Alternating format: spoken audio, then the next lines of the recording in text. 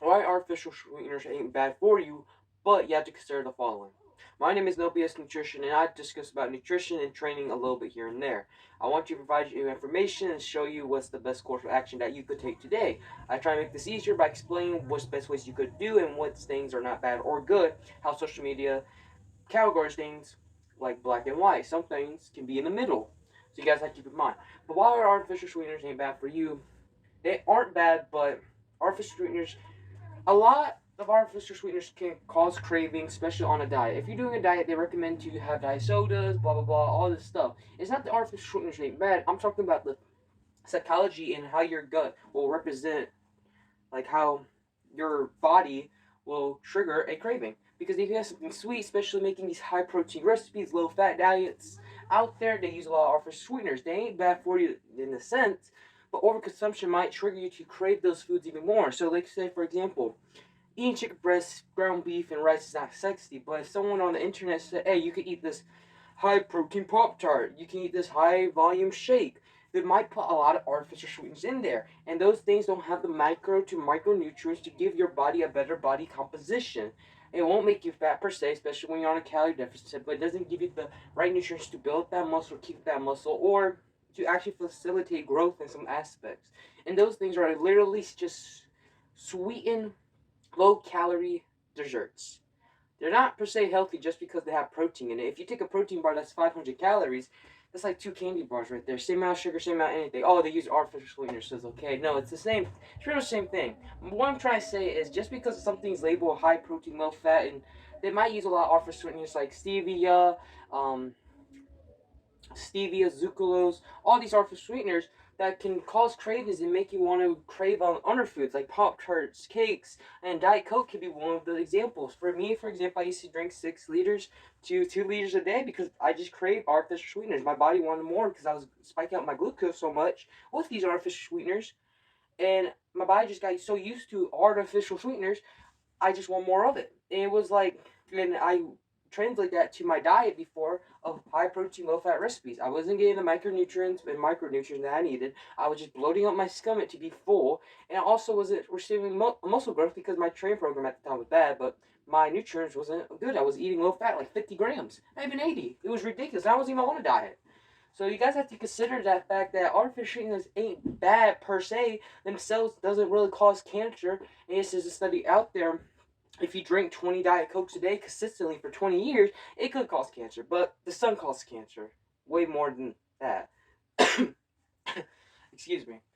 I made some lists right here about 4 things. I can go on more topic, but we just discussed about low fat, high protein diets. They're really good, especially if you're on a diet. But you just have to consider the artificial and how much you're consuming of that in foods. You need to prioritize nutrition over taste. I'm sorry, but most of the times you might have to eat that boring, bland beef if you don't season it. I'm not saying don't season your food, but it's not going to be as sexy if eating high protein ice cream, right? So you guys have to consider that fact before diving into consuming artificial sweeteners, especially if you get addicted very easily to things like that. Making 60 to 70% on diet. This goes with the high protein, low fat recipes. If you were like me, just eating artificial sweeteners all the time and translating that to the cravings to high protein, low fat recipes, you're not getting the right macronutrients and micronutrients. You're not getting the right fats, possibly. So you gotta consider that. And you might have those cravings for those volume shakes and all that, or diet soda's way too much. Even though it's not bad per se and 0 calories, it's still not healthy just to blow up your stomach. That could cause leakage, gut. That could cause a lot of things. You breaking the cell membrane, damaged gut, um, dysbiosis. I'm not too sure of this, but I'm trying to make sure I'm saying it right. Yeah, you can really hurt yourself in the long term. Um, a lot of things. So overconsumption, we just talked about this overconsumption and just wanting more and more of it. So you guys have to try to limit that and try to lose, but not so terrible. Trying to lose, but not so terrible. Well, let's go back about artificial sweeteners. They ain't bad. The themselves ain't bad, but especially if you are a person that craves other things like a normal human being would in this generation, how they make everything so palatable. I don't think artificial sweeteners aren't the best for you. And I mean, if you experiment this yourself, if you keep consuming and tend to crave it more and more and more, if you're that person, and I know you are, drinking half a liter of soda that is possibly not good for you.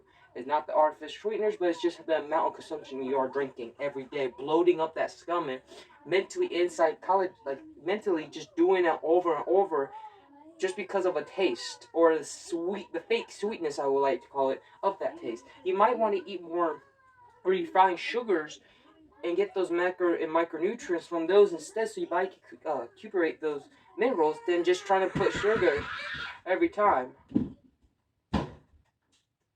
So you guys have to consider that it's not because they ain't bad, but it is some sizes you have to consider about the outside of artificial sweeteners. They cause cravings. These high protein, low fat recipes, they use a lot of it. So you have to be careful in this fitness world. I know Coach Greg, I'm gonna name a YouTuber, loved the word artificial sweeteners and diet sodas. No, it shouldn't replace water just because you like the taste.